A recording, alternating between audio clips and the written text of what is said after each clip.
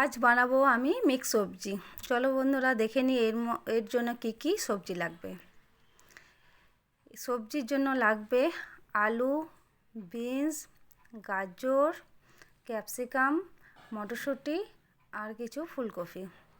চলো এবার একটা মশলা তৈরি করে নিই। মিক্সি জারের মধ্যে দিয়ে দেবো টমেটো, আদা, কাঁচা লঙ্কা আর একটু চিনেবাদাম।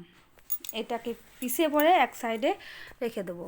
এবার কড়াইয়ের মধ্যে তেল দিয়ে তেলটা গরম হয়ে গেলে দিয়ে দেবো আলুটা ভালো করে ভেজে নিয়ে তুলে রেখে দেবো।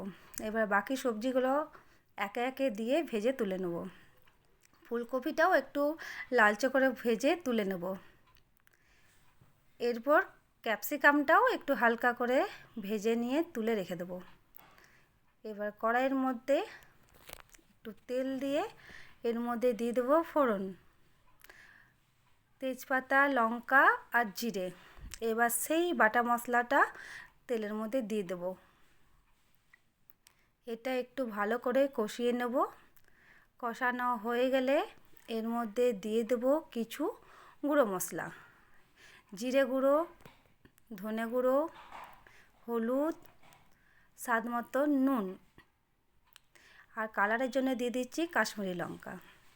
এবার ভালো করে এটাকে কষিয়ে নেব। ভালো করে কষা হয়ে গেছে, স্বাদের জন্য দিচ্ছি একটু চিনি। আবারও ভালো করে নাড়িয়ে চাড়িয়ে দিয়ে দেবো সেই ভেজে রাখা সবজিগুলো দিয়ে ভালো করে মশলার মধ্যে নাড়িয়ে চাড়িয়ে আবারও কষে নেব। এবার দিয়ে দিচ্ছি মটরশুঁটি দিয়ে নেড়ে চেড়ে দিয়ে দিচ্ছি জল দিয়ে ভালো করে সেদ্ধ হওয়ার জন্য 15 মিনিট ঢাকা দিয়ে রেখে দেবো। এবার তরকারিটা আমার হয়ে এসছে। এবার ভালো করে নাড়িয়ে চাড়িয়ে দিয়ে দিচ্ছি গরম মশলা আর কিছু ঘি আর কিছু ধনেপাতা কুচো। এটাকে ভালো করে নাড়িয়ে চাড়িয়ে রেখে দেবো। আমার সবজি রেডি। দেখো বন্ধুরা সবজিটা কেমন হয়েছে। যদি তোমাদের ভালো লাগে লাইক, কমেন্ট আর শেয়ার করে দেবে।